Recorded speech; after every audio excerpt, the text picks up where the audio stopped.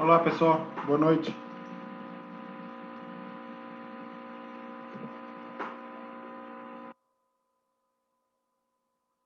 Oi, boa noite. Bom,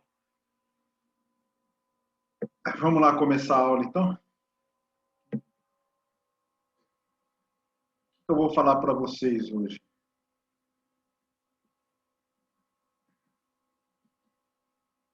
Bom, a gente está chegando no final do curso. Tem só mais a semana que vem. E eu acho que eu consegui cobrir tudo o que estava na emenda.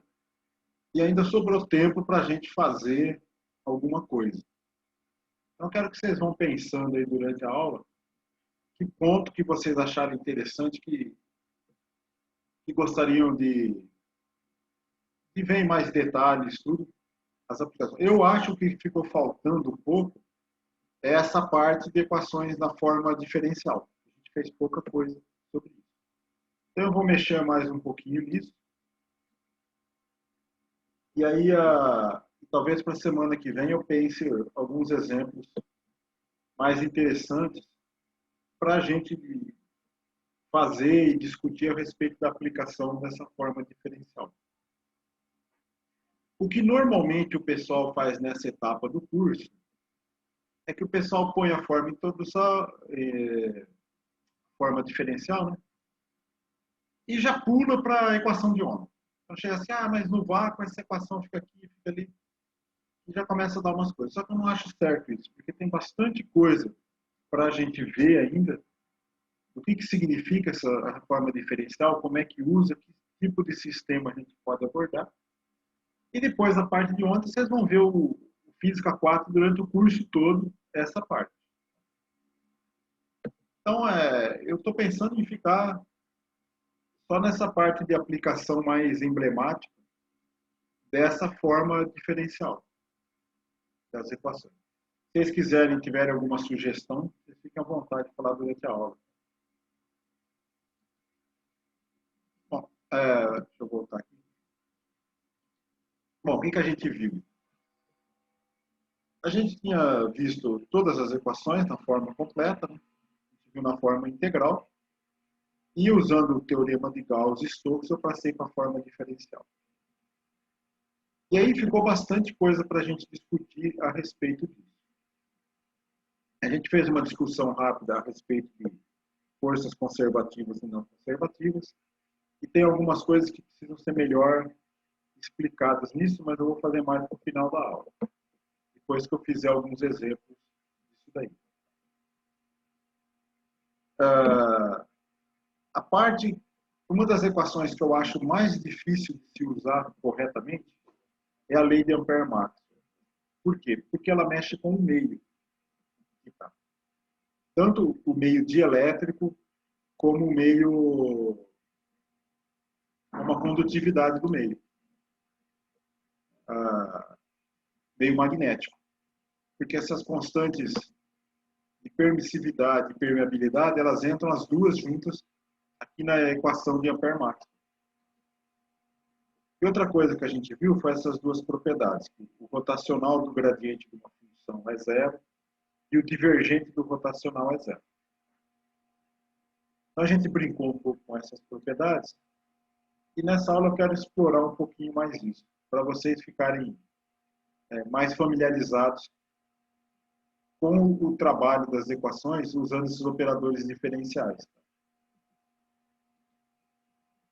Bom, uma coisa que eu acho importante enfatizar é a hora que a gente usa, por exemplo, a lei de Gauss elétrica, nessa forma diferencial, em dielétrica.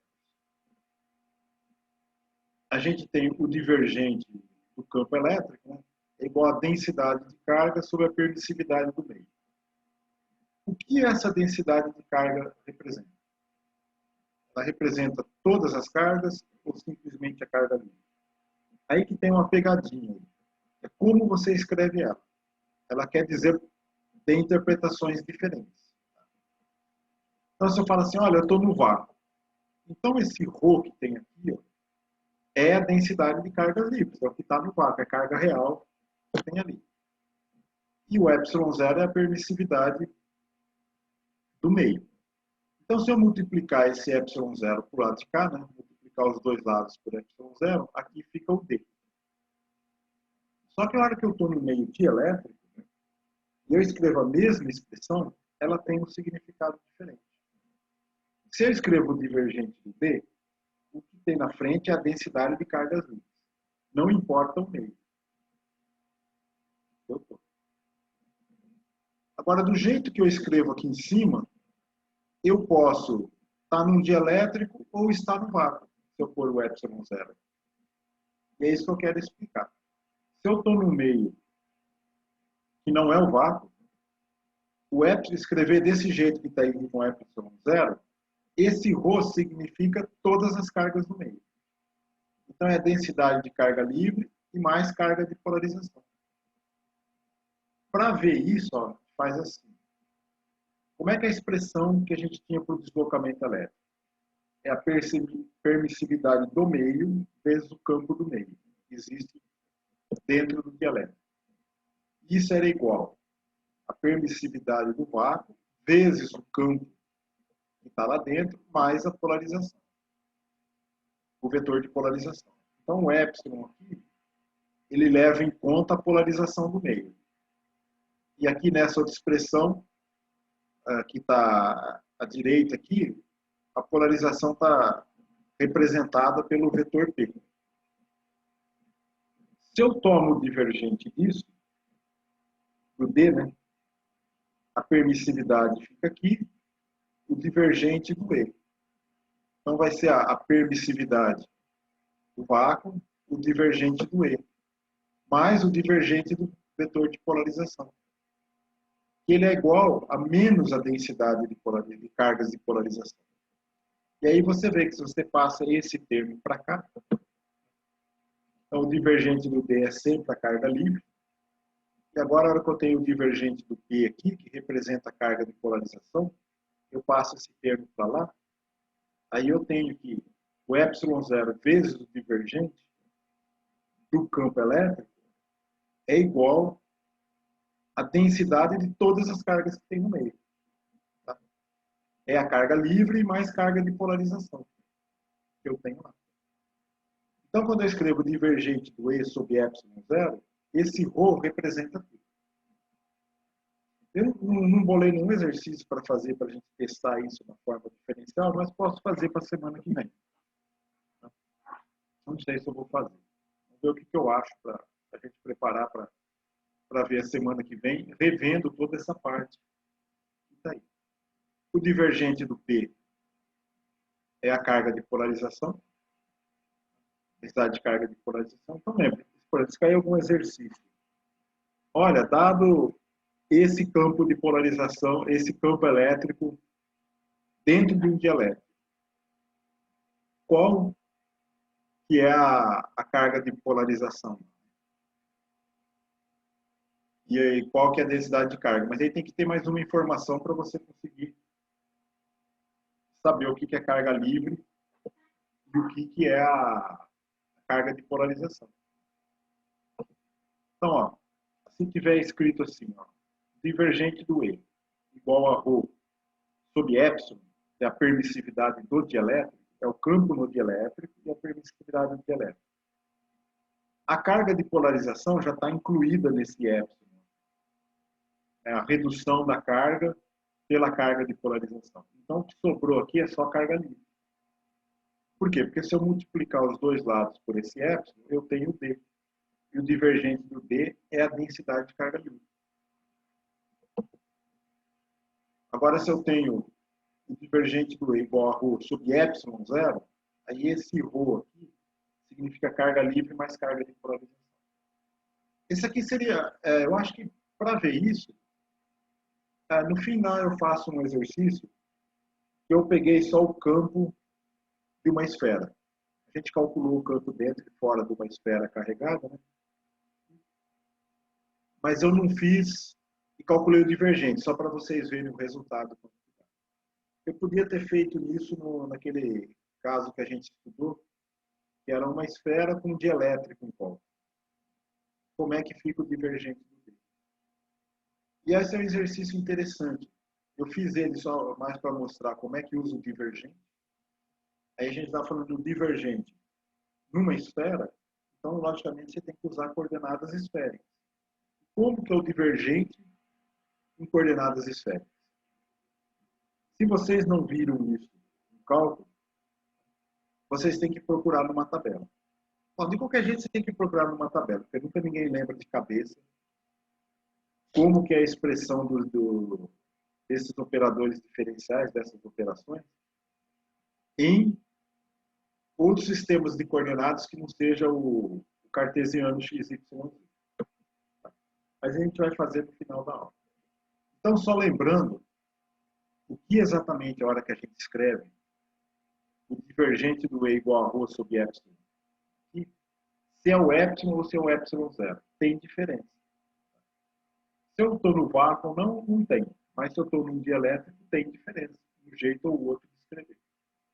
Tá bom? É isso só que eu quero chamar a atenção para vocês. Eu vou pensar um exercício sobre isso para fazer na semana que vem. Agora vamos falar da equação do Poisson. Ela vem da onde? Essa equação? Bom, primeiro,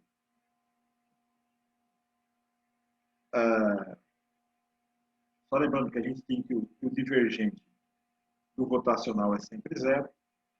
A gente sabe que da lei de Gauss magnética, o divergente do campo B é sempre zero. Então é por isso que o campo B é o rotacional de um potencial vetor.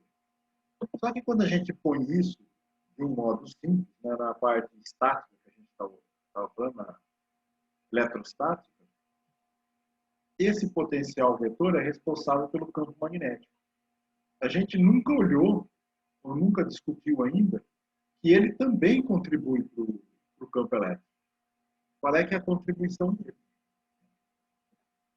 Então vamos começar isso que eu vou mostrar, mas não está nesse slide ainda, né? Que eu vou falar aqui. A gente vai pegar então o divergente do campo E, e eu vou sempre trabalhar no vácuo ou no ar, para evitar complicação com esse epsilon. Então, no caso da eletrostática, o campo elétrico é o gradiente do potencial. Então, no curso, em todas as etapas que a gente falou do potencial, eu sempre usei a letra V para potencial. Aqui eu vou usar o φ para potencial elétrico, tá? Uma questão de conveniência. Então, esse φ aqui representa o potencial elétrico que a gente sabe calcular. A gente calculou ele a partir da força de Coulomb, calculou quanto que era a variação da energia potencial ao se mover num campo elétrico, numa distribuição de carga, e a gente chegou que era isso aqui, ó. O elemento de carga, né, o ρ, a densidade volumétrica de carga, esse D3R' é a representação do elemento de volume, na integral da densidade de carga. Então, o ρ vezes isso é um dq, um elemento de carga, a uma distância do ponto de observação, dividido pela distância ao ponto de observação, que é esse termo que está aqui. E isso integrado em toda a distribuição. O que vocês podem estar achando estranho aqui, que eu pus o tempo. E está vendo que eu pus um tempo dentro da integral e um tempo aqui fora? Isso é só para começar para chamar a atenção para vocês de que, mesmo a gente não entendendo nada da propagação do campo, como ele se propaga no espaço, a gente pode imaginar que leve um tempo. Então, se a minha densidade de carga ela se altera no tempo, então a alteração dela ocorre no tempo t', o potencial num instante t posterior vai mudar. Então, essa é só uma representação geral do fato que eu estou fazendo uma alteração na minha distribuição de carga, como que está mudando o potencial eletrostático, tá? O potencial elétrico. Bom, mesmo nesse caso, desde que eu tenho uma mudança lenta, o campo é o gradiente do potencial. Então, a gente está falando no caso estático, que a mudança é muito lenta, então a gente não percebe diferença de tempo entre a alteração da distribuição de carga e o potencial elétrico. A gente está falando de um caso estático. A gente não levou em conta esse T e T', ficou uma coisa só. Então, se eu tenho o divergente do E, agora se eu substituo o E pelo gradiente do potencial, vai ficar assim. Vai ficar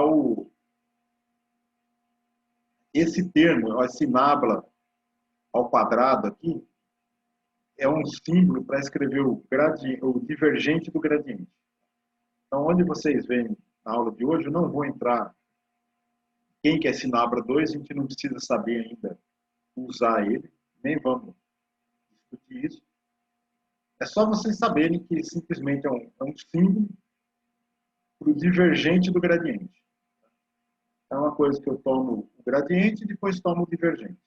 Lembra? O gradiente atua numa função escalar, ele transforma ela numa função vetorial, e o divergente transforma ela de novo numa função escalar. Então, o resultado do nabla 2 numa função escalar continua sendo uma função escalar. Se for um vetor, uma função vetorial, o nabla 2 age em cada componente da função. Então, a resultado disso daqui é que menos o nabla quadrado do potencial é igual à densidade de carga sobre ε0. O divergente do E era isso aqui, densidade de carga sobre a permissividade. E a hora que eu pus o E como gradiente do potencial, ficou esse menos aqui, isso aí. Essa é a equação do Poisson. A solução dela é a do potencial, que a gente sabe calcular. Tá? A solução disso, em qualquer configuração de cargas geral, tem um procedimento matemático para fazer isso em solução. No caso geral, você substitui esse ρ por um delta que representa várias distribuições, onde vai estar cada carga, que chama a função de Green. É uma técnica que vocês vão aprender, eu acho que só em eletromagnetismo na pós, que vocês aprendem essa técnica. Não sei se vocês veem isso em física para matemática. Mas o que importa é que isso aqui a gente calculou. A gente calculou esse potencial para várias distribuições. Lembra que a gente tem dois jeitos para calcular? Um era, eu consigo bolar um jeito de descrever a minha distribuição de carga, eu consigo fazer essa integral aqui. Ou, se não, eu calculava o campo usando a lei de Gauss, por exemplo, e depois integrava uma integral de linha desse campo e calculava o potencial. Então, a gente tem esses dois jeitos de saber o potencial. Usar diretamente essa expressão da integral, ou calcular pelo campo quando eu conseguia calcular o campo. Mas essa é a solução dessa equação de Poisson. E eu estou falando isso porque a gente vai lembrar que ela é a solução disso a hora que a gente for fazer o cálculo do A. Também. Porque eu falei que, como o divergente do campo magnético é zero, ele pode ser representado por um potencial vetor. E a única coisa que eu fiz, eu falei, olha, se o meu potencial vetor for tal, a gente fez o rotacional dele e mostrou que dava o campo magnético de um fio. Mas não falou nada como é que calcula. Nessa aula, eu quero mostrar para vocês a base matemática para se calcular o A. Para que ele serve. Então, ele vai ter analogia com essa equação de Poisson. A gente vai ver que vai ter uma equação igual para o A, no caso estático. E, bom, é isso que a gente vai discutir aqui para frente. Espero que vocês estejam preparados. Já jantaram? Estão tranquilos? Então, vamos lá. Bom, em eletrostática, a gente tem o campo E produzido por cargas estáticas, que é isso aqui, né? O E é o gradiente do potencial. Lei de Faraday. O rotacional do E é menos a variação no tempo do campo magnético. Então, esse é o campo induzido. Então, eu tenho um campo estático e um campo induzido. Tá? É os dois modos de gerar campo elétrico. Agora, eu continuo com a lei de Faraday aqui, o rotacional do E, que é igual ao menos a variação no tempo do campo magnético, só que eu escrevo o campo magnético como sendo o rotacional do A. Então, substituir o B que estava aqui pelo rotacional do A. Como esses operadores, nabla aqui, ó, que eu uso no rotacional, no divergente e tal, é um conjunto de derivadas em x, y, z, que são independentes do tempo. Então, eles se comutam, eu posso trocar a ordem de aplicar eles. Então, eu posso pegar o rotacional que estava dentro da derivada temporal e pôr ele para fora. E eu fico com a derivada do A no tempo. Então, veja, aqui que me apareceu que o campo elétrico induzido, ele é igual a menos a derivada no tempo do A. Então, olha a diferença de onde eu estava. Aqui eu tenho que fazer um rotacional. Tinha que ter a variação do tempo do campo B. Isso era o rotacional do E. Agora aqui não. Se eu tenho A, eu já tenho o campo elétrico induzido, que é a derivada do A. Então, a hora que eu trabalho em eletrostática, eu só tenho o E do potencial, e ou se eu tiver a variação do tempo, eu calculo separadamente. A hora que eu vou trabalhar em eletrodinâmica, os dois estão juntos. Porque o campo E, ele é o gradiente do potencial, ou seja, ele está representando o campo diretamente produzido por cargas,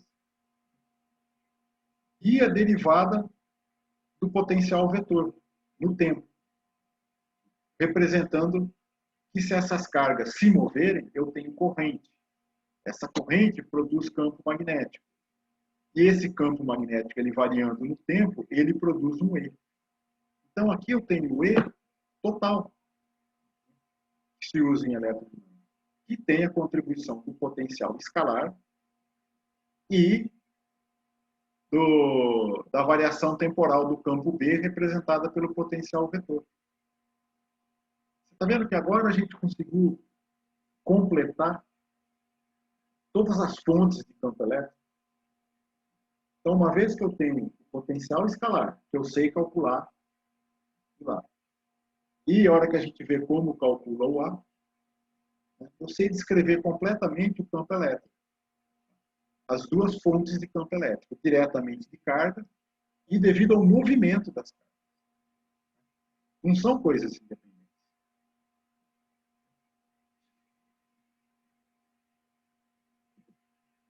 Então, agora a gente vai falar da calibração desses potenciais. Por que a gente precisa calibrar? Porque eles não são únicos. Eu posso escolher vários potenciais que representam um campo, o mesmo campo. Só que eu preciso tomar cuidado, porque como eu acabei de mostrar, eu posso falar assim, esse campo A descreve meu B. Só que o A ele também aparece no E. Né? Então eu posso escolher qualquer campo A para o B sem pensar no efeito que ele vai ter no E. Entendeu qual que é o problema da calibração do potencial? Eu preciso saber quais eu posso escolher para que vai dar o meu B correto. Mas também tem que dar o E correto. A parte dinâmica do E. Que vem da variação do B. Então, você vê que é um problema que esses dois potenciais, embora existam vários, por exemplo, aqui é o rotacional, aqui, ó, eu vou calcular o B, é em x, y, z. Então, eu posso supor qualquer constante em x, y, b aqui que não vai alterar. Só que aqui, a hora que eu vou calcular o E, essa constante em x, y, z, né, não vai sumir nessa derivada no tempo. Porque aqui é no tempo. Você está entendendo? Então, eu preciso ver quais opções eu tenho de como escolher o A e o φ para que um não altere o outro. Para saber exatamente o quanto eu posso pôr qualquer valor lá que vai representar corretamente os campos. Espero que vocês tenham entendido a pergunta. Se ficou confuso o que eu falei, vocês perguntam, se ficou claro que eu falo de um outro jeito.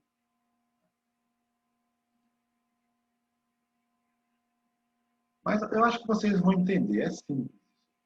Olha, o B é o rotacional do A. O que eu posso somar no A, ou alterar esse A, que não vai alterar o meu resultado? É o gradiente de uma função qualquer. Por quê? Olha, o rotacional do gradiente não é zero. Então eu posso pegar qualquer função, tomar o gradiente dela e pôr aqui dentro, e isso não vai alterar meu B. Porque a hora que eu tomar o rotacional disso, vai dar zero. Então, você vê, é uma condição extremamente geral. Mas qual que vai ser a consequência para o E? Como é que o E vai mudar a hora que eu jogar um valor qualquer? Então, o meu E agora ele não é menos o gradiente do potencial, né? Menos a derivada do tempo do A. Só que o meu A agora virou uma linha mais um delta, um gradiente de uma função f. Vai ficar aqui. A derivada no tempo, ela vai comutar com esse gradiente aqui, né? Então vai ficar a derivada do A do A' aqui, a derivada no tempo do gradiente de f, comutando o gradiente para fora, vai ficar o gradiente da derivada no tempo do f, que se junta ao potencial.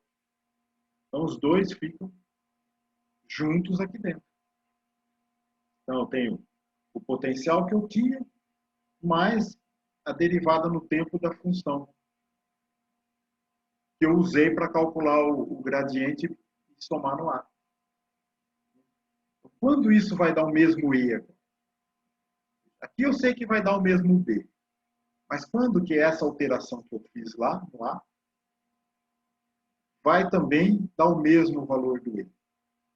Quando o meu potencial, eu subtrair, eu substituir ele por um valor, né, que vai ser o... aqui, se eu troco ele por um filinha, que é um filinha menos a derivada desse f no tempo, vai cancelar esse f aqui. Ou seja, eu vou trocar, isso aqui vai ser meu filinha. Então, o gradiente desse filinha vai ser isso. Então, eu tenho que pôr um filinho aqui dentro que tem esse menos dφ dt. Eu estou fazendo essa troca aqui, eu cancelo o dφ e vou ter o mesmo campo. Então, se eu mudo o A, eu preciso mudar o potencial elétrico. Entendeu? Então, não é tão simples, tão arbitrário assim, eu dizer que, como eu estou calculando o rotacional do A, eu posso pôr qualquer coisa lá. Tá certo, eu posso pôr. Não vou mudar o B. Mas, se eu estou trabalhando em eletrodinâmica, ele vai mudar o E. Então, eu preciso saber como obter, como que eu calibro esses potenciais. Que escolha eu posso fazer para eles, de modo que eu sempre vou ter o mesmo E e B. Então, essa função escalar que eu estou pondo aqui, tomando o gradiente dela aqui e a derivada no tempo aqui, ela pode ser escolhida de um modo conveniente que me permita calcular o campo E e B a partir dos potenciais elétrico e o potencial vetor. Vocês estão entendendo a questão? Porque você fala assim, mas por que eu preciso saber dessa função? Porque eu quero poder usar ela, esse fato, esse grau de liberdade, para facilitar a minha conta. De como que eu vou calcular o campo E e B. É bom, eu espero que tenha ficado... Vocês tenham entendido um pouco o que eu estou querendo dizer. Então, vamos olhar agora, a gente vai fazer a calibração de Lorentz. A gente olha a lei de Ampère-Maxwell, que é o rotacional do B, que era essa expressão aqui na forma diferencial. E o B eu substituo pelo rotacional do A. Então vai ficar o rotacional do A. Igual a isso. E o E, eu pus ele na forma que leva os dois potenciais. O gradiente de F e a derivada no tempo do A. Então aqui está o E. Agora eu vou usar uma outra propriedade que vale para qualquer campo vetorial. É que o rotacional do F, um campo vetorial qualquer, né, ele era o gradiente do divergente de F menos o divergente do gradiente de F, que é o nabla 2. Isso vale sempre. Então, uma coisa que vocês podem fazer, se tiver dúvida de onde que eu tirei isso aqui existe um monte de tabelas, você conhece identidade de operadores diferenciais. Quando no Google, você vai achar a tabelinha aí vocês vão ver que existe essa propriedade aqui. Então, eu só estou usando ela para substituir esse rotacional do rotacional do A. Então, vai ficar o gradiente do divergente do A menos o nabla 2 do A igual ao μ0j menos μ0 epsilon 0 do gradiente. Aí eu comutei aqui o gradiente do tempo, o gradiente da derivada no tempo do potencial menos μ0 epsilon 0 da derivada segunda no tempo do potencial A. E agora eu isolo as coisas. Eu começo a manipular as coisas de lado. Os dois termos que têm gradiente, eu isolo aqui. Eu tenho o gradiente do divergente de A, o gradiente, aqui está o divergente do A. Aqui eu tenho menos μ0 epsilon 0 do gradiente do dt, né, do dφ dt. Então, o gradiente ficou para fora. Esse aqui eu troquei de lado, então ficou mais. μ0 epsilon 0 do dφ dt. Ficou esse termo aqui, que é um termo que mistura o A e o φ. E é aqui que eu resolvo o problema do F. Que função eu escolho para resolver. E como que eu vou fazer isso? Bom, eu tenho que olhar o termo que sobrou. Aí vai ficar o menos aqui em evidência, abrir o parênteses, o nabla 2 do campo A, menos a derivada segunda, que eu troquei de lado, né? Então ficou mais, mas tem um menos aqui fora, ficou menos. O μ0 epsilon 0 da derivada segunda do A, do tempo. Igual, aí o μ0 j0 eu passei para fora. Aí o que aconteceu? A hora que o Lorentz viu isso aqui, ó, essa aqui é uma solução conhecida. Se eu só tivesse essa parte aqui, eu sei calcular o J. Quer dizer, a partir do J, calcular o A. Por quê? Ó, pensa assim, se eu estou falando em eletrostática, que tudo parar, eu tenho uma corrente contínua. Então, essa derivada segunda do A aqui não tem. Essa aqui é a equação do Poisson. Ó, o nabla 2 do A igual a μ0j. Lembra que a equação de Poisson do campo do potencial elétrico era o nabla 2 do φ igual a ρ sobre epsilon 0, que a gente sabe calcular. Então, aqui eu sei também calcular isso aqui. Se eu não tiver essa parte. Então, a calibração do Lorentz é simplesmente dizer que isso é igual a zero. Eu vou assumir que a escolha de potencial que eu faço, o ajuste, o que eu somo, eu adiciono nessas funções, vai fazer isso ser zero. Se isso aqui for zero, eu tenho a solução. Eu sei calcular o A. Do mesmo jeito que eu calculo o φ, né? Só que lá era com uma densidade de carga, aqui é com uma densidade de corrente. E a outra diferença é que lá era escalar e aqui é vetorial. Significa que eu tenho três componentes. Então, o meu Jx vai dar a componente x do A, o Jy, a componente y do J, vai dar a componente y do A, e assim para Z. Então, aqui são três integrais iguais daquela que eu tinha para o potencial. Entendeu? Onde que a gente está querendo chegar com essa história? Por que a gente assume isso aqui? Então, o que a gente precisa mostrar agora? Que existe uma função f que vai me dar essa condição, isso aqui ser zero. Aí eu sei que isso não vai alterar a minha resposta. Porque o que eu altero no A é compensado pela variação temporal no φ da função f. Então, vamos ver como é que isso fica. Então, o que a gente precisa fazer agora? Mostrar que existe um f tal que o gradiente do A mais o μ0 ε0 do dφ dt é igual a zero. Mas a gente não discutiu ainda qual que é o φ, né? Então, vamos lá. A gente pega o divergente do E é igual a isso. O E agora, a gente está falando em termos de eletrodinâmica, para ser um caso mais geral, que é tem o campo estático e o campo induzido. Então, tem os dois termos, os dois potenciais entram no valor do E. E agora eu vou tomar o divergente disso. Vai ser o ρ sobre ε0. Então, aqui vai ficar o divergente do gradiente é o nabla 2. O divergente da derivada temporal, ele entra lá dentro, fica o divergente do A, ficou igual a ρ sobre ε0. Aí, se você olha aqui, você leva um tempo para falar como é que eu saio daqui, né? Depois de você olhar um certo tempo, você percebe que se você somar e subtrair esse termo que está aqui embaixo, se eu somo de 0 ε0, derivada segunda do φ no tempo, e subtraio esse mesmo termo, eu vou poder agrupar isso em dois termos. Um vem para cá.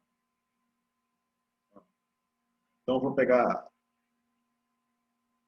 esse gradiente, não é, essa derivada no tempo do divergente do A, que está aqui, por a derivada no tempo em evidência, deixar o divergente do A. E aí eu pego esse aqui, que está negativo, e ponho aqui. Como eu estou pondo uma derivada no tempo em evidência, estou pondo para fora, eu fiquei com esse termo. E olha o que sobrou desse lado aqui. Essa que é interessante. Aqui desse lado sobrou o nabla 2 do φ menos μ0 ε0 é a derivada segunda do tempo no tempo do φ. Derivada segunda. Que é exatamente o que tinha para o A. Então, se esse termo agora for zero, como a gente tinha assumido lá, eu tenho de novo a mesma solução que a gente tinha. Tá vendo? Então, ele está me confirmando que se eu fizer aquilo, eu vou poder calcular o φ a partir da densidade de carga, como a gente tinha feito. Se esse dφ2 dt aqui é zero, a gente tem a solução da equação do Poisson, que é aquela integral da carga dividido pela distância. Então, essa aqui é uma solução conhecida. Então, me interessa isso. Então, se eu conseguir mostrar que eu posso escolher uma função de calibre, um f lá, que faz isso aqui ser zero, eu posso simplesmente calcular os potenciais do jeito que eu estava calculando, né, que não vai alterar o valor do campo E e do B, porque eu também vou poder calcular o A pela mesma expressão. Então, vamos lá. Mostrando que existe essa função aí, tal que a função f aqui. O A', se eu escrever um potencial vetor sendo igual a um A menos o gradiente de f, um φ', que é igual ao φ mais a derivada no tempo do f. Então, eu quero mostrar que existe essa função f aqui, que vai fazer isso ser zero. Então, agora a gente vai calcular essa expressão. Eu comecei calculando ela para o A' e para o φ'. Então, eu pego aqui o divergente do A' é igual ao divergente do A menos o gradiente de f. Vai ficar o divergente do A menos o nabla 2 de f. Aí eu calculo o segundo termo dessa daqui, né? M0 derivada do φ' dt. Vai ficar M0 dφ dt mais 0ε0 da derivada segunda do f no tempo. Aí eu junto, somo isso aqui, né? Vou ter isso. É igual a isso, ou seja, eu tenho ela mesmo, menos uma coisa que só depende do f. Então, veja, se eu escolher essa aqui igual a zero, essa daqui também vai ser zero, eu tenho que achar um f que satisfaz isso. E existe esse f. Existem inúmeros f que vai fazer isso aqui ser zero. Então, eu mostro que se eu assumir que isso daqui é zero, esse termo aqui é zero, esse e qualquer outra coisa também vai ser zero, e não altera o E e o B. Ou seja, aquela solução, o calibre do Lorentz lá, que é considerar que isso é nulo, permite que eu calcule o potencial A do mesmo jeito que eu calculo o potencial do φ, que a gente viu na primeira parte do curso. Uma distribuição de carga. É a mesma integral dos dois. Então, só para não ficar assim abstrato demais, vamos mostrar uma função f que satisfaz isso aqui. Faz isso aqui ser zero. Pessoal, estou indo muito rápido.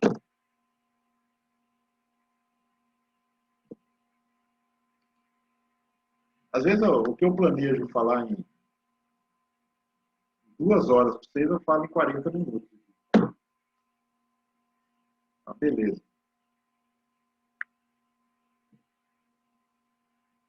Ó, então, vou pegar uma função que é RT.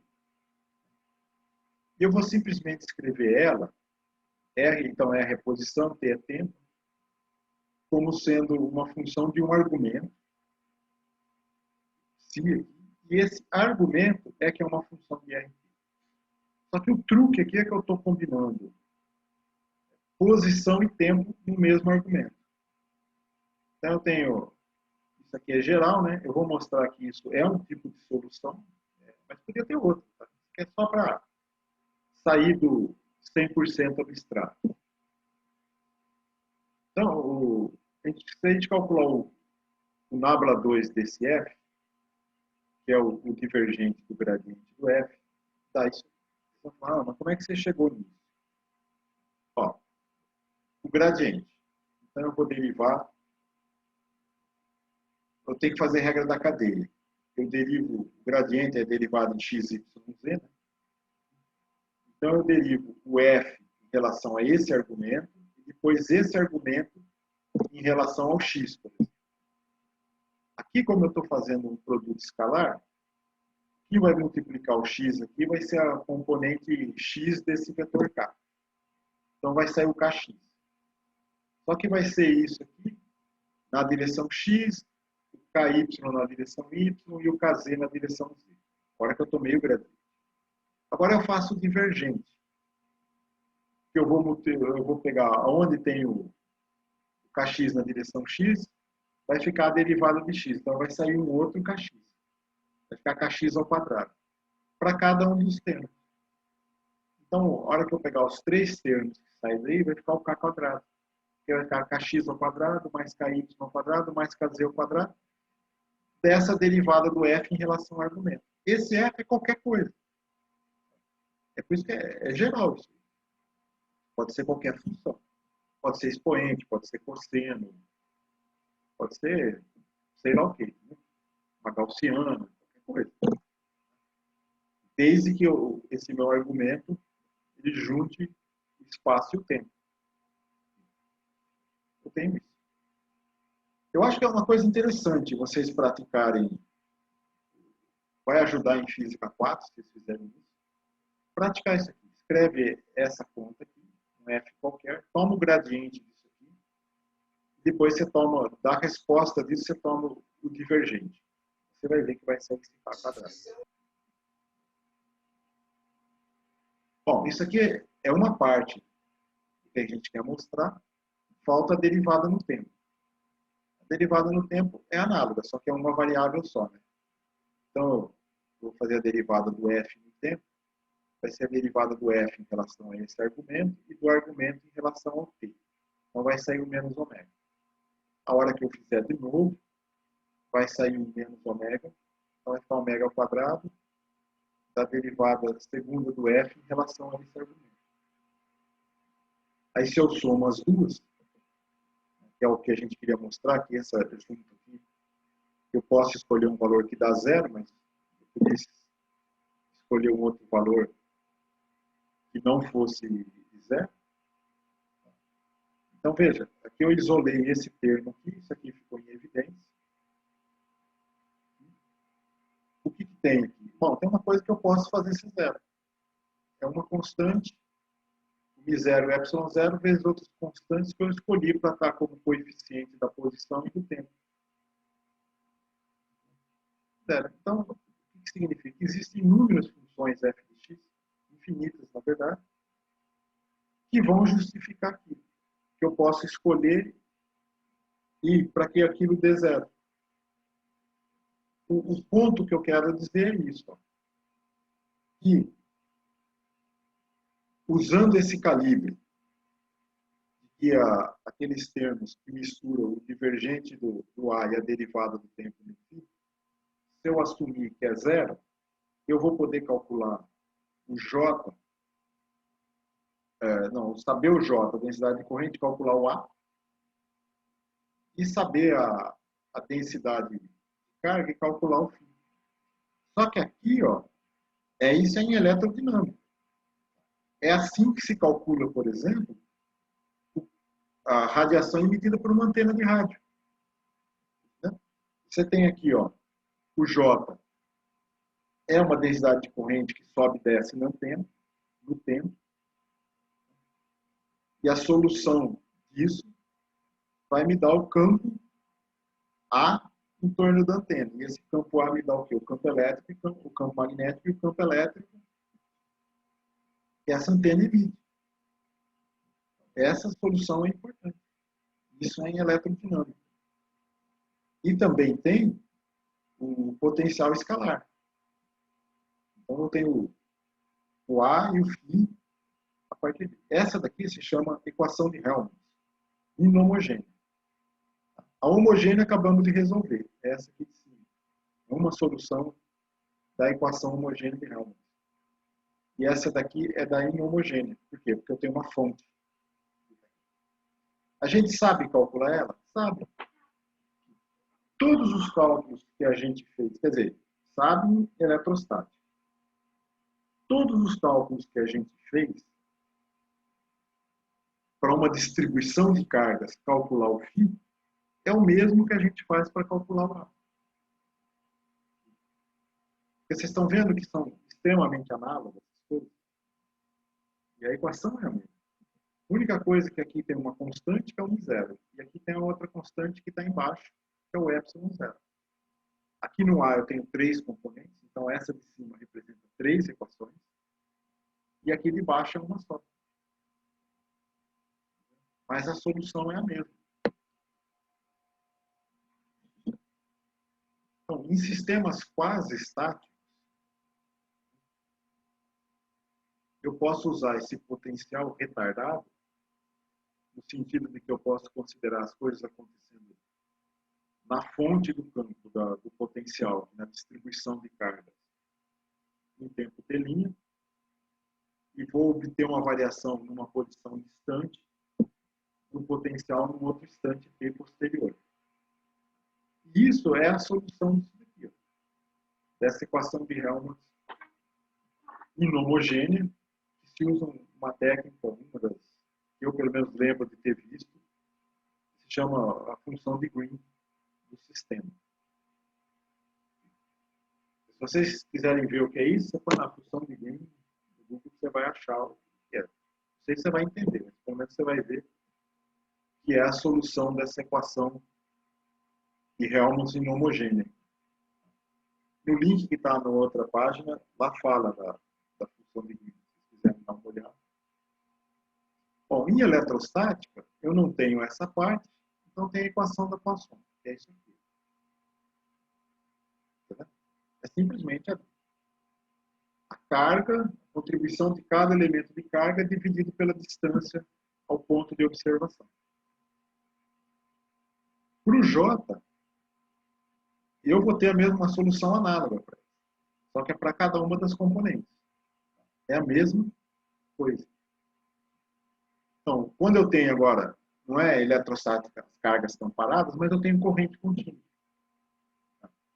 Então, quando eu tenho corrente contínua, essa derivada segunda no tempo aqui não tem. Eu só fico com isso. E aí eu tenho exatamente a mesma solução.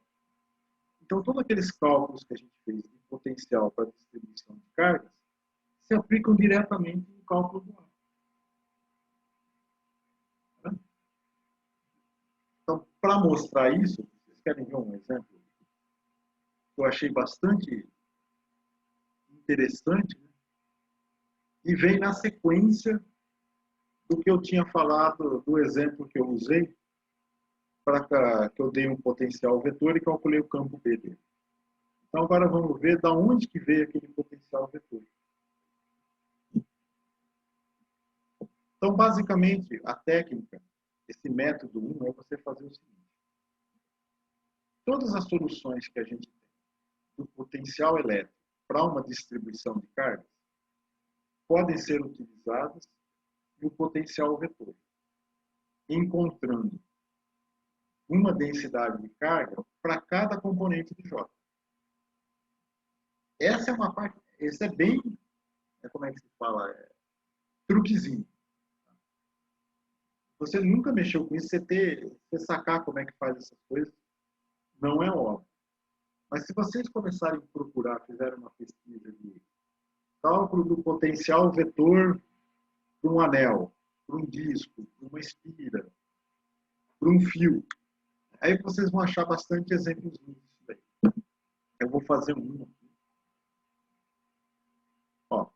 Ó, a regra geral, deixa eu falar da regra geral antes de entrar no exemplo. Então, para a componente Jx, a densidade de corrente na direção x, a componente x desse vetor aqui, eu tenho que associar ela a uma densidade de carga, dividido por essa constante. Aqui. Essa constante, eu falei dela na aula passada, 1 sobre c quadrado é ω0 ε0. Por que que está aqui?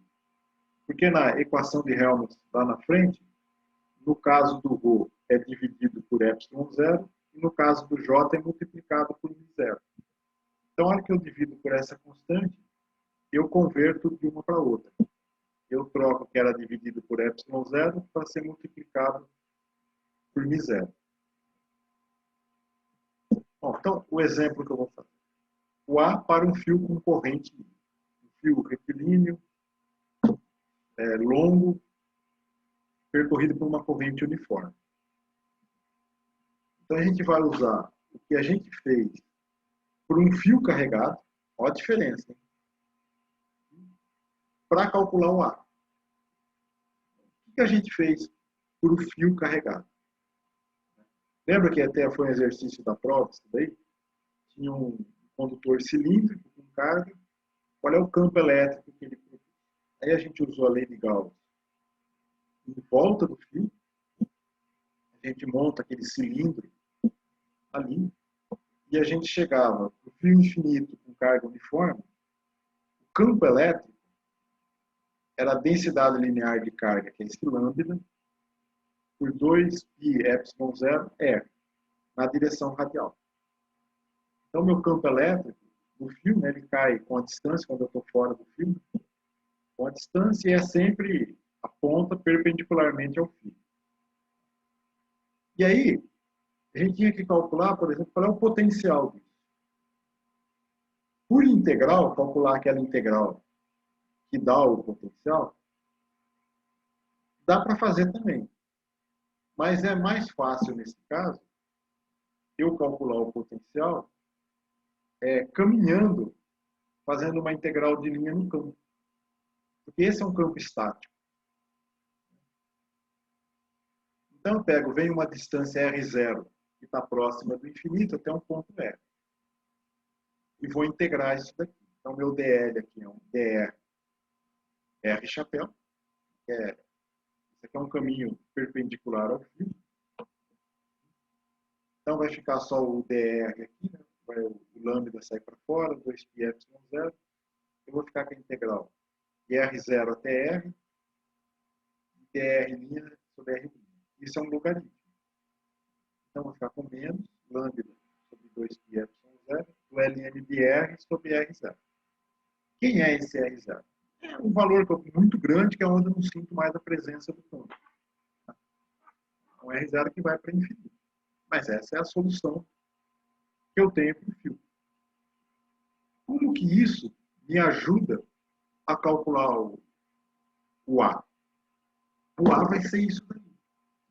Só trocando a densidade de carga.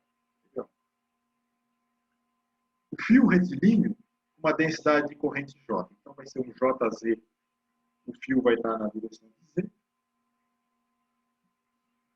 A expressão geral do potencial vetor é essa aqui. Uma corrente estacionária, corrente contínua. Só que esse J só tem a componente Z, que está ao longo do fio. Então, meu AZ vai ser isso aqui. Que é a mesma coisa que a gente tinha para o fio. Só que o fio aqui tinha densidade de carga. E aí, essa integral de volume, né, dava a área do fio, o πa², né, o diâmetro do fio, a área da seção transversal, vezes o BZ. Aqui dá a mesma coisa. Porque a hora que eu multiplico por πa² vezes JZ, vai dar a minha corrente, vezes o BZ. É o elemento de corrente. A solução disso aqui, para o fio, é aquela que estava no slide anterior, que é isso aqui. Ó. É o ln de R menos o ln de R0, que é a mesma coisa que ln de R sobre R0. Só que aqui o lambda é a densidade linear de carga. O πa² sobre ρ. Aí qual que era a regra? Trocar o ρ por uma densidade de corrente dividido por c². Então, esse ρ que está aqui vai ser o JZ sobre c². Que vai entrar aqui na frente. Eu estou trocando o lambda. No caso do AZ, vai ser isso daqui. Na hora que eu trocar o ρ pelo JZ, né, sobre C2, eu ponho isso de volta aqui, eu vou ficar com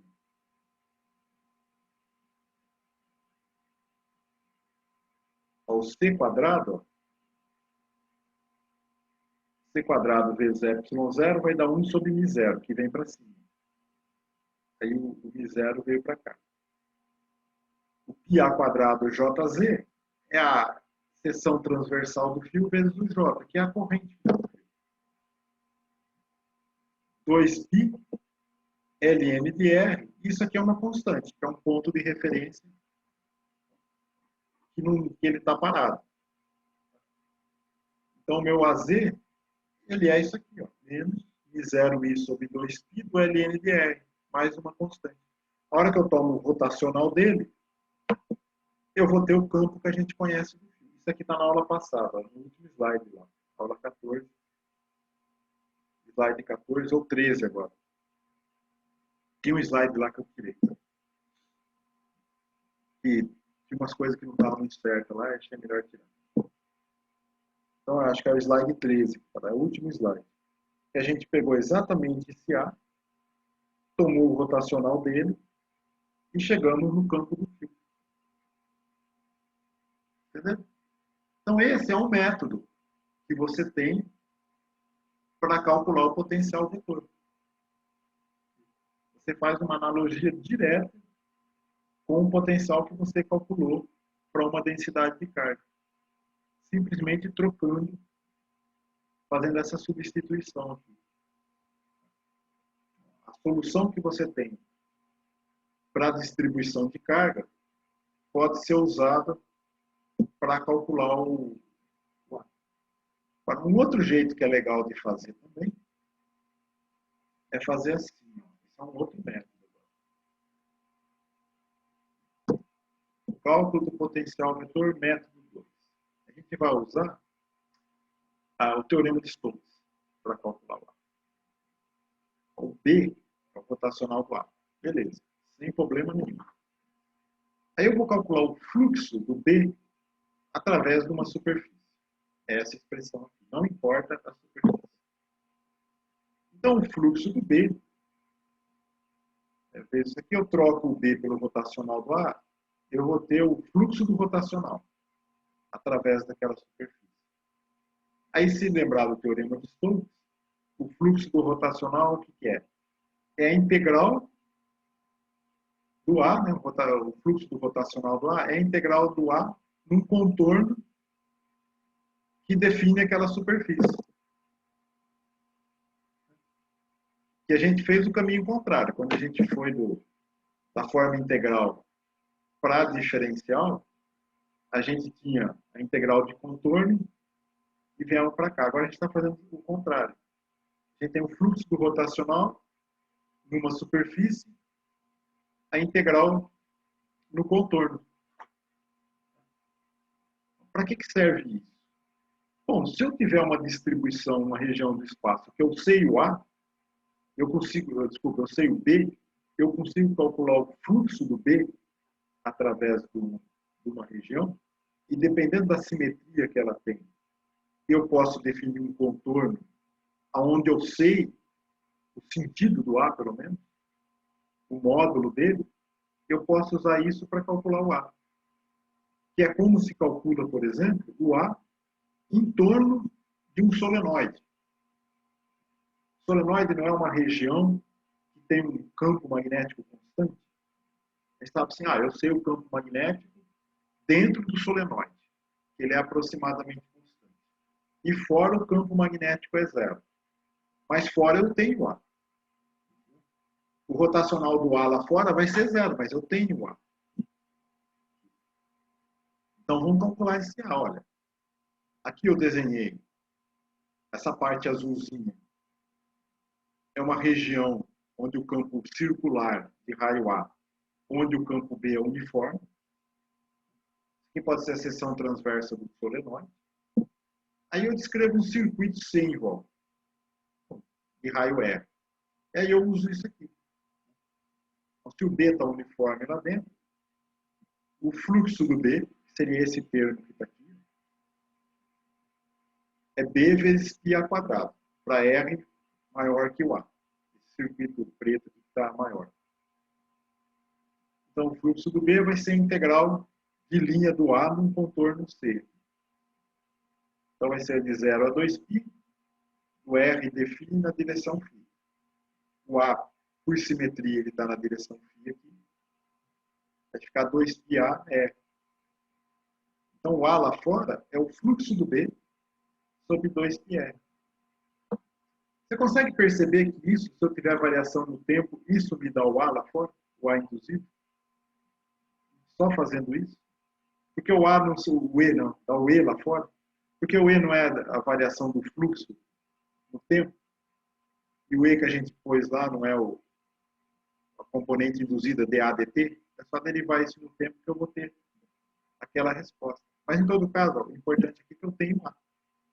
Então, eu tenho todo o espaço aqui fora o potencial vetor, dado por isso. Se eu calcular o rotacional dele aqui, ele vai dar zero. Por quê? Porque o meu campo magnético lá é zero. Mas eu tenho o potencial vetor. Então, esse potencial vetor não é o que me dá o campo magnético, mas é o que me dá o E, se eu tiver o E induzido, se eu tiver variação no tempo. Quer ver? Vou fazer as contas para vocês verem. Aqui está tranquilo. O Z eu pus saindo da página aqui. E o φ, então, ficou nesse sentido que está aqui. O φ é sentido horário, para um B apontando no Z.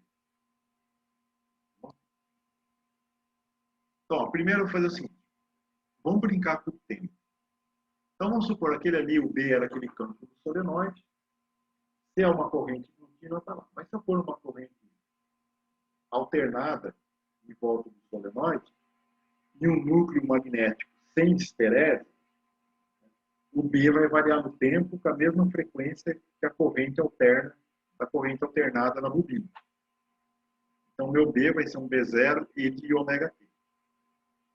Estou usando de novo representação complexa. E a hora que vocês entrarem ali em Física 4, é tudo complexo.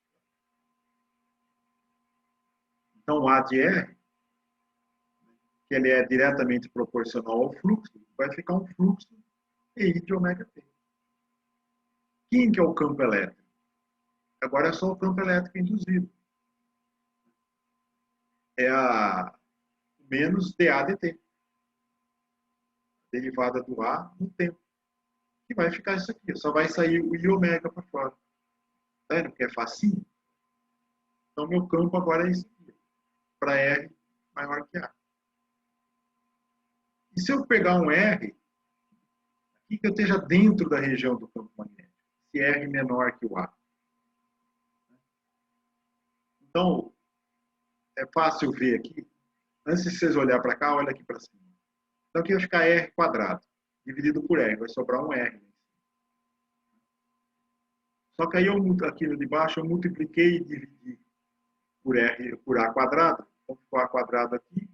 Aqui tem um A e aqui tem outro. Só para ficar dimensional isso.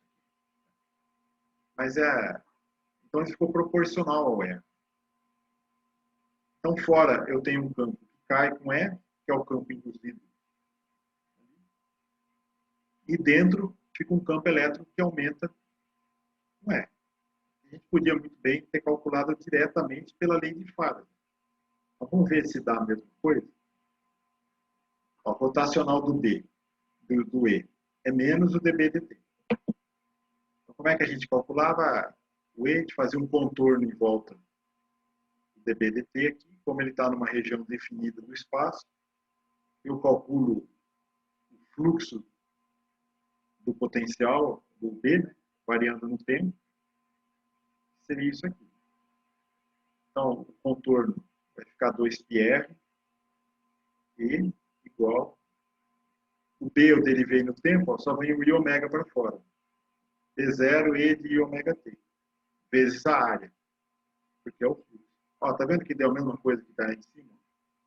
O E, só passar esse 2πr para baixo. Vai dar esse termo aqui de cima, que é para o R maior que A. Não, para R menor que A.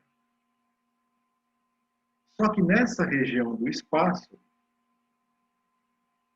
aqui, se eu tomo o rotacional do E, eu não tenho B fora daquela bobina lá. O rotacional do E vai ser zero. Tá?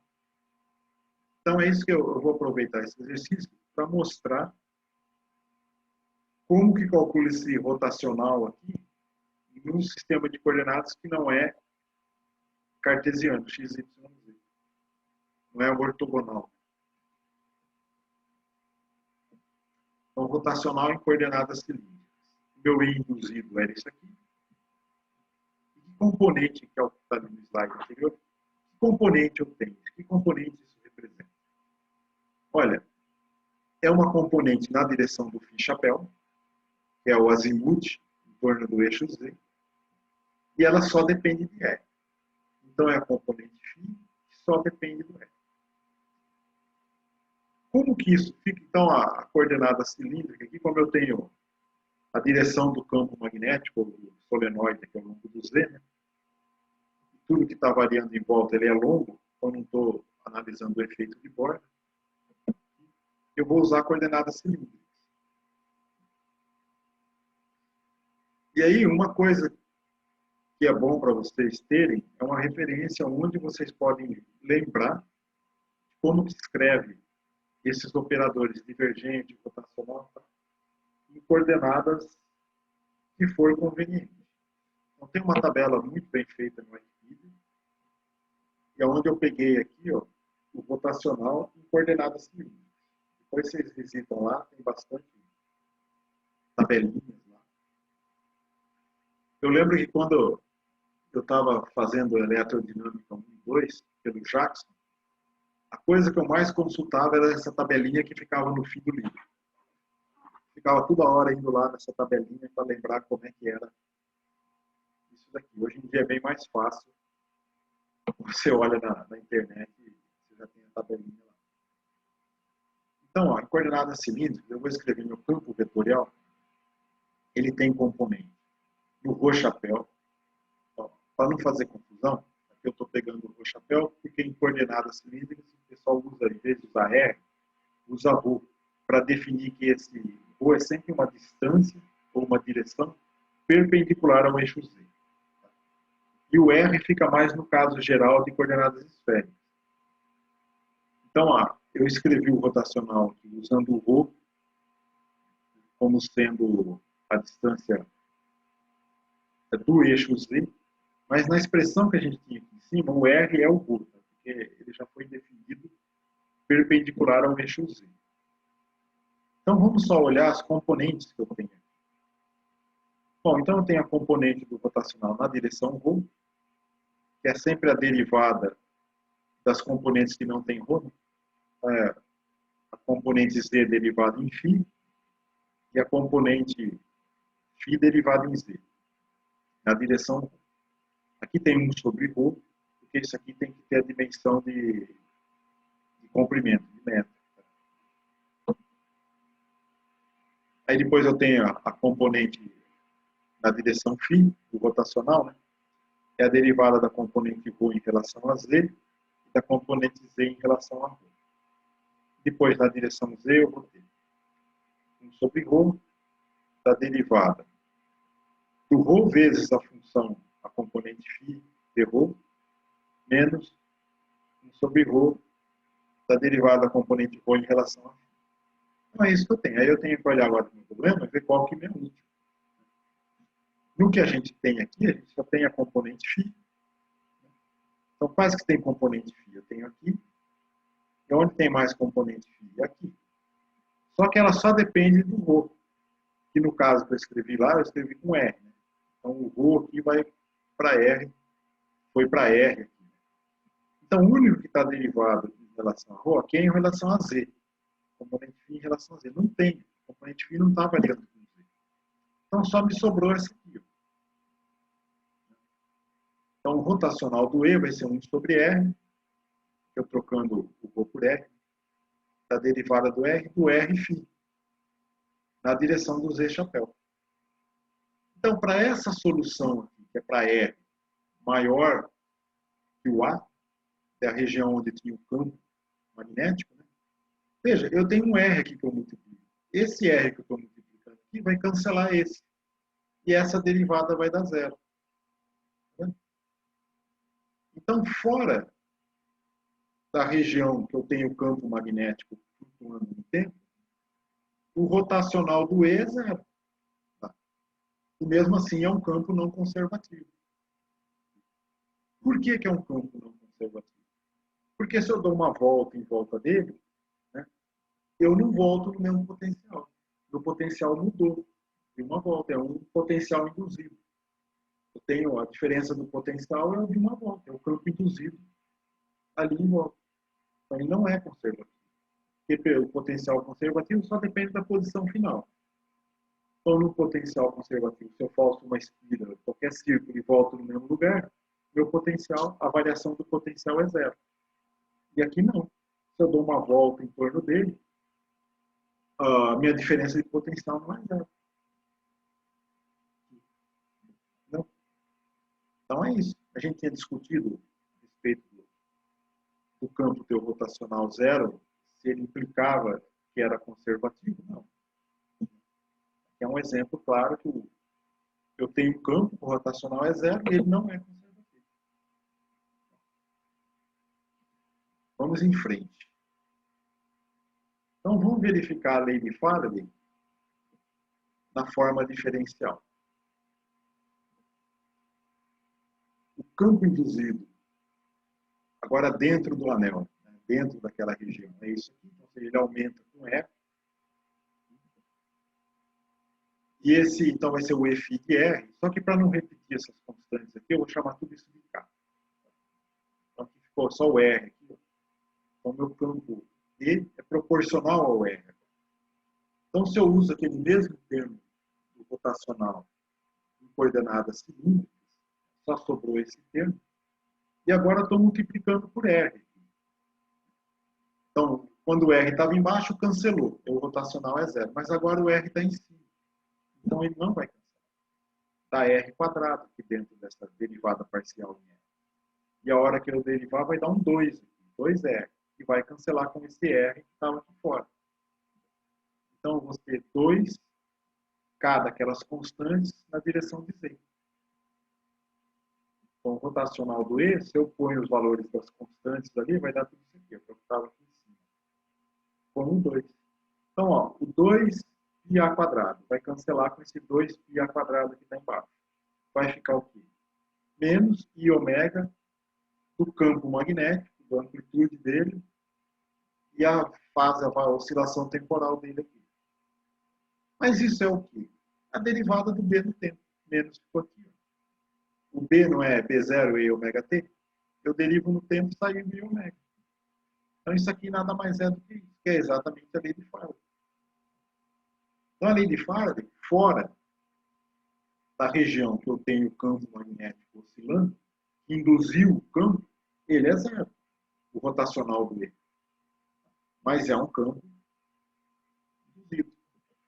Então, o campo conservativo, que é aquele produzido por carga, que ele é o gradiente do potencial, esse tem rotacional zero. E agora a gente viu pela lei de Faraday que eu posso ter o rotacional igual a zero. Então, o rotacional do campo E igual a zero não implica ser um campo conservativo. O fato do campo ser o gradiente do potencial, isso sim implica ele ser conservativo. E nesse caso, o rotacional é zero. Mas eu também posso ter o rotacional do campo sendo zero, no caso dele não ser conservativo. Ficou claro isso? Então vamos fazer vamos verificar agora a lei de Ampère na forma diferencial.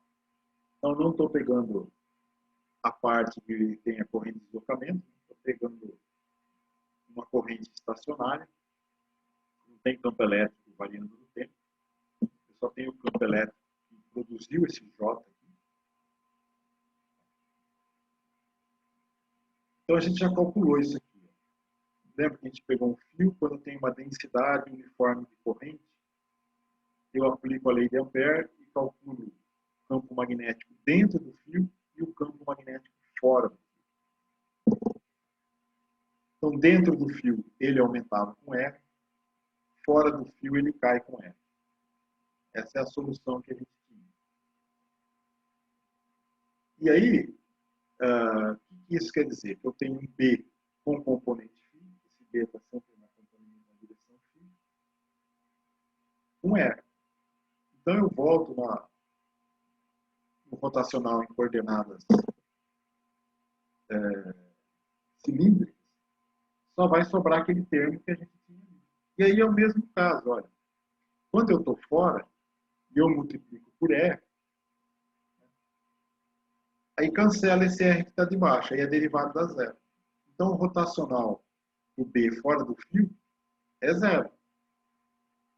E dentro do fio, aqui dá o R quadrado, que é esse R quadrado que está aqui. Ó. Tudo isso aqui ficou para fora. A hora que eu derivo aqui, vai dar 2R. O 2 vai cancelar esse 2 que está aqui. O R vai cancelar esse.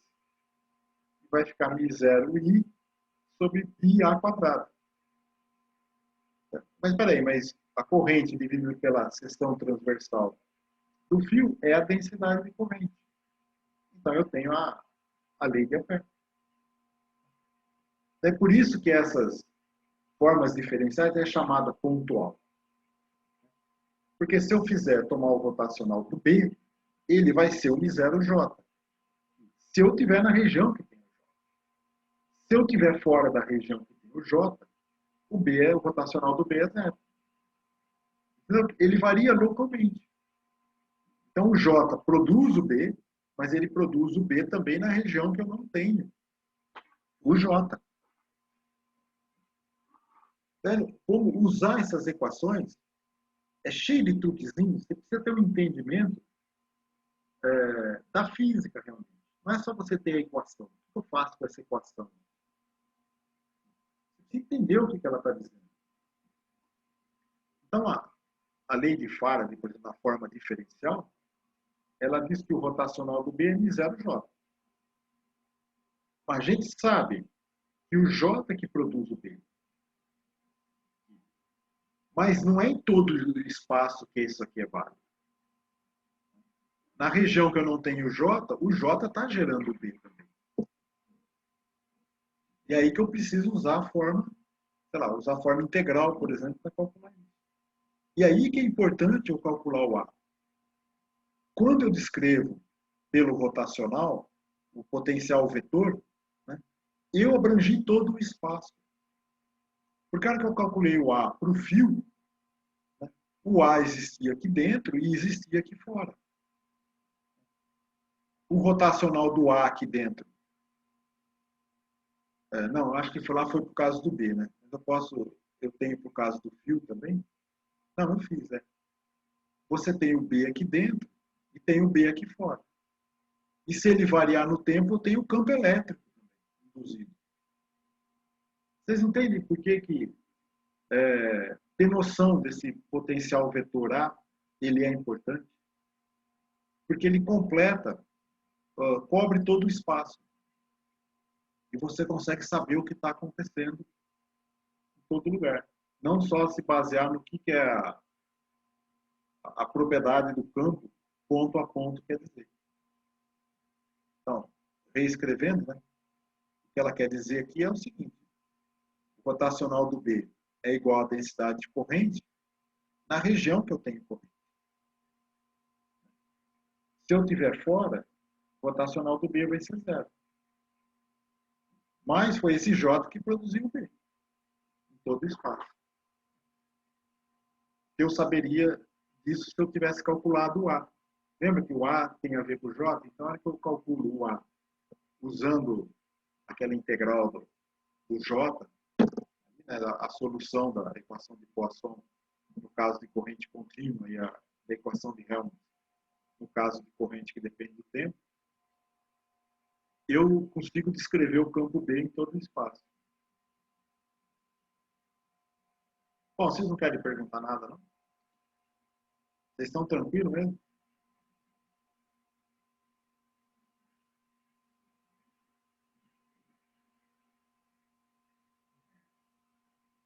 Bom, não, aqui eu estou processando esse novo legal. assunto, professor. Espero que você esteja absorvendo. Então, vamos, para não forçar a boa vontade de vocês, né? Vamos fazer um último exemplo, que agora não é com potencial vetor, mas simplesmente testar a forma diferencial de uma outra lei, que é a lei de Gauss elétrica, a forma diferencial. E eu quis fazer isso só para mostrar agora o divergente em coordenadas esféricas. Assim, eu acho que vocês já até viram isso daí em física matemática. Né?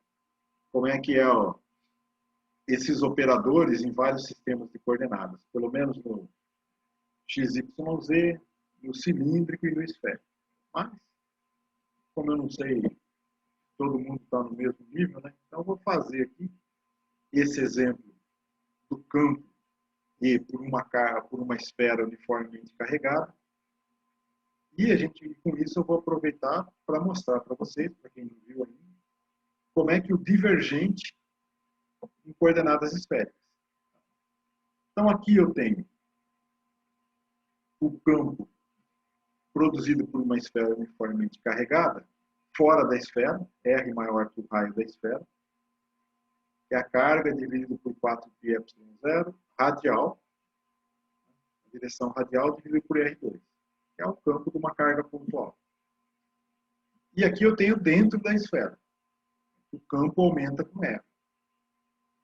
Então eu quero testar se o divergente do campo elétrico vai me dar essa expressão dentro, esse campo aqui de baixo, R menor que A, vai dar isso, e esse divergente vai ter que ser zero fora, porque eu não tenho carga fora. É isso que eu quero testar. Ó, coordenadas esféricas. Meu campo genérico, campo vetorial, ele depende do R, θ e φ. Então tem o componente R, componente θ e componente φ. O divergente desse campo é 1 sobre R2, da derivada do R2 vezes a componente radial dividido em relação a R. Mais 1 sobre R seno θ da derivada em θ da componente θ vezes seno θ, mais 1 sobre R seno θ da derivada da componente φ em relação a φ. Isso que é o divergente quando eu escrevo em coordenadas esféricas. Bom, que campo que eu tenho? Bom, o campo que eu tenho aqui é sempre radial. É sempre a componente radial. E ela só depende de R. Então, eu tenho um ER, que é a única componente que eu tenho. Ó, a componente ER, que depende de R. Então, só vou ter esse termo. Eu não tenho componente θ e não tenho componente φ. E mesmo se tivesse, elas não variam de θ e nem de φ. Então, só sobrou esse termo aqui, que é esse primeiro que está aqui. O ER. Então, que diferença que tem agora do que a gente estava fazendo antes? Agora eu estou multiplicando por R2 e dividindo por R2. Na hora que eu multiplico por R2 o ER, a hora que eu estou fora da esfera, ó, o R2 vai cancelar esse R2. Opa, aqui vai dar de baixo. Então, deixa eu fazer esse aqui. Ficar na ordem. Eu tenho o R2 vezes o ER na região dentro da esfera, que ela aumenta com R. Então, vai ficar um R cubo aqui. Então, sai todos os termos para fora. Fica 1 sobre R2 que estava aqui. O R é o cubo de R. Então, vai cair o 3 e vai ficar R2. O R2 vai cancelar, sobrou o 3. Quem que é isso aqui? Ó? Tem 4π ao cubo dividido por 3. Não é o volume da esfera? A carga total dividido pelo volume é a densidade de carga. Dividido pelo epsilon zero. Tá vendo? Então, aqui, ó, eu cheguei no que era para chegar pela lei de Gauss elétrica. E agora, quem já tinha falado, no outro, que é o que você multiplica por R2, na parte de fora vai cancelar esse R2, vai dar zero. Essa derivada em R aqui não vai ter mais R, vai dar zero. Né? Então, isso aí foram os exemplos que eu fiz para a gente fazer uma ponte, pelo menos, que a gente tinha visto na outra parte, os campos que a gente calculou, tudo usando forma integral. Agora, na forma diferencial, o que ele quer dizer? Como é que se usa isso? E, bom, basicamente a parte do curso era até nesse potencial vetor, que eu tinha me proposto a explicar para vocês, mas a gente tem tempo. A gente vai ter sexta-feira os exercícios que a Rafaela propôs. Segunda e quarta dá para aprofundar qualquer um dos temas que a gente viu. Eu não quero entrar em equação de onda, porque vocês vão ter física 4 inteirinha para ver isso. E eu estou agora pensando que exemplos mais interessantes. Uma coisa que eu falei que eu ia mostrar e ainda não mostrei é o fato de que a hora que eu tenho corrente alternada num fio maciço, eu tenho corrente de Foucault. E isso faz com que as cargas da corrente elas migrem para a superfície. Isso diminui a seção de choque do condutor. E a hora que eu diminuo a seção de choque, eu aumento a resistência do condutor. Porque as cargas, em vez de estar se distribuindo uniformemente numa seção de choque, é uma seção transversal de área πa quadrado, né, que seria o diâmetro, o raio dele, né, o A sendo o raio, ela se distribui numa casca em volta da superfície, aumentando muito a resistência. E essa é a razão de que os cabos de alta voltagem não são cabos maciços, são trançados de fio. Esse trançado ele evita justamente o efeito película. Em português acho que é efeito película. Quando eu tenho uma corrente alternada. Isso é uma demonstração. A gente faz ela em física 4, mas é quando eu tenho uma onda, uma corrente alternada, induzida por uma onda que está chegando na superfície do metal. E lá mostra que as cargas, o movimento das cargas fica limitado à superfície. Eu não tive tempo ainda para fazer essa demonstração usando a corrente dentro, como é que ela vai oscilar. Porque a ideia é assim, eu tenho a corrente oscilando, ela tem um campo magnético que oscila. E esse campo magnético vai produzir um campo elétrico, esse campo elétrico vai forçar as cargas para a superfície, se moverem para a superfície. E é isso que eu quero fazer. Bom, mas isso é só uma sugestão, não vai fazer muita diferença para vocês. Vocês têm alguma parte que alguém pensou, que achou mais interessante, que quer que discute mais a respeito do curso?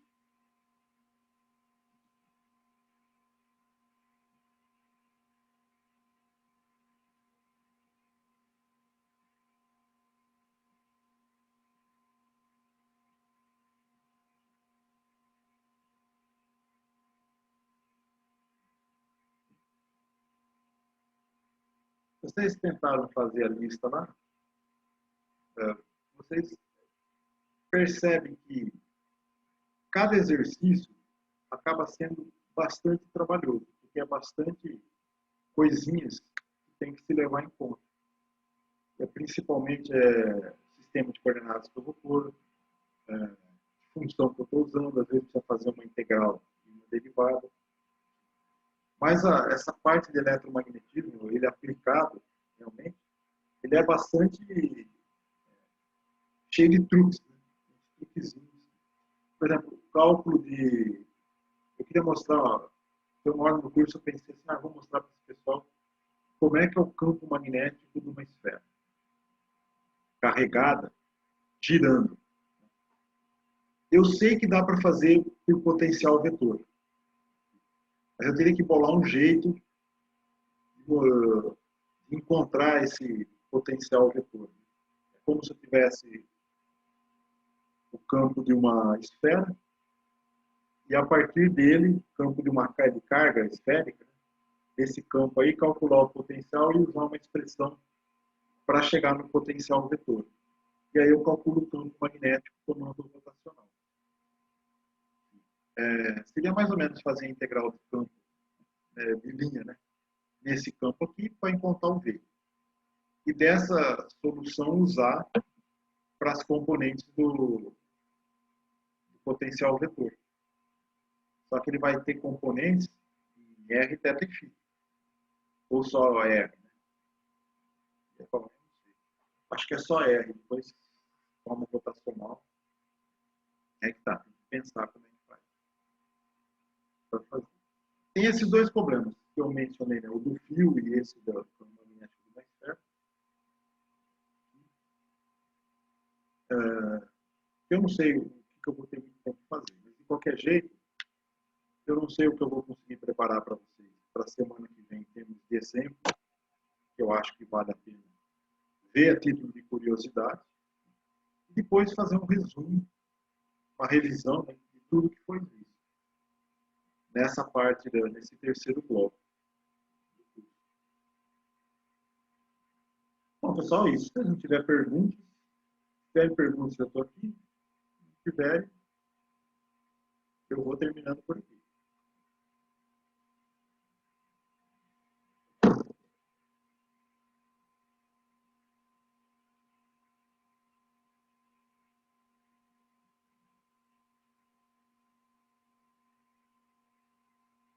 Vocês estão aí? A internet caiu, eu estou falando sozinho.